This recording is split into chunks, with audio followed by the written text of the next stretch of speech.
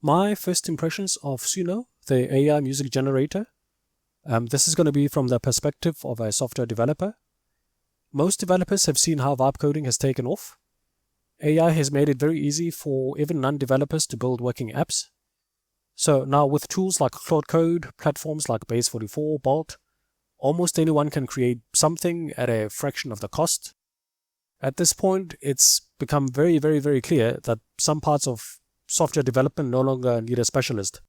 So now if your role was just basic coding, AI has pretty much eaten all of that lunch. Now I just wanted to try the same concept, same flow, but now in music. So now this challenge is going to be, how far can I, as a software developer, how far can I get with no musical experience, but only using Suno AI? It's going to be the same concept as vibe coding. You can get pretty much far, but eventually you start hitting a wall where you need a professional, where you need an actual software developer. Suno AI claims that anyone can make music. You simply give it a very high-level prompt, and it can generate a song of any genre. One of the standout features is that you can even use your own voice. You can hum a melody, it then builds a song around this melody. I'm using the paid plan, which gives you some level of licensing if you're going to want to play these songs in public. So now let's try a few mainstream genres such as pop, EDM, R&B. Basically, as a summary of how to use Suno, there's two ways in which you can give a prompt, which is going to be the quick high-level prompt. You describe the kind of song that you want. It generates everything, the music and the lyrics.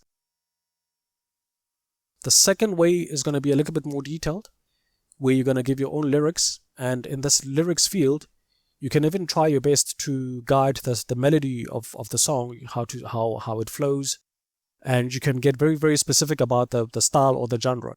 But for this little demo, we're going to keep things simple. We're just going to make a very quick pop song. I came home late, shoes by the door, pants on the chair, you know the score. The stove looks tired, the fridge looks sad, but I got one. And it actually works. It sounds okay, it sounds fine. Honestly, this is magic. This is a magic trick that within a few minutes, as a non-musician, I actually have a complete song. So now let's try another song. This time around, we got to use ChatGPT to generate the lyrics, and then ChatGPT is also going to help in creating a very, very, very detailed or sophisticated prompt for Suno that we can just copy and paste.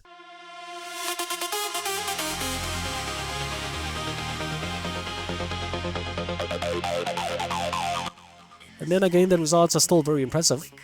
And I mean, the point here is that it required basically zero effort from my part. I didn't have to be experienced, knowledgeable in anything. Zero effort. Very, very cheap. Now, coming to some issues, this doesn't make me a musician, being able to use Suno. Just in the same way that if you vibe code, it doesn't necessarily make you a software developer. A non-developer can build something that works, but now it's going to start falling short when there are production grade issues or something that needs to scale. So after using Suno for a couple of weeks, almost every day, the limitations did start to show. For one, most of the songs feel pretty much very generic. The songs themselves are not bad. They just don't sound very original. They're not novel. They're not very exciting.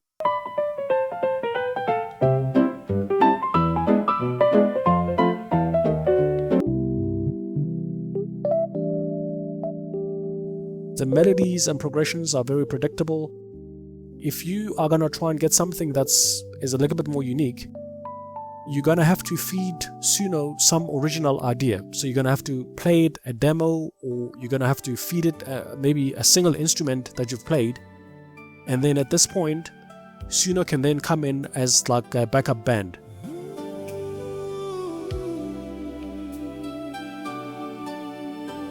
Now, the second issue is going to be sound quality. So I'm not a sound engineer. I don't know anything about production or mastering. But for all the songs that you have to download or generate, you can download them as a WAV file, which is the best format. All of them pretty much have too much echo or there's too much reverb. And even on earlier models like 4.5, you might generate a song that's very good, and it just still sounds very computer generated.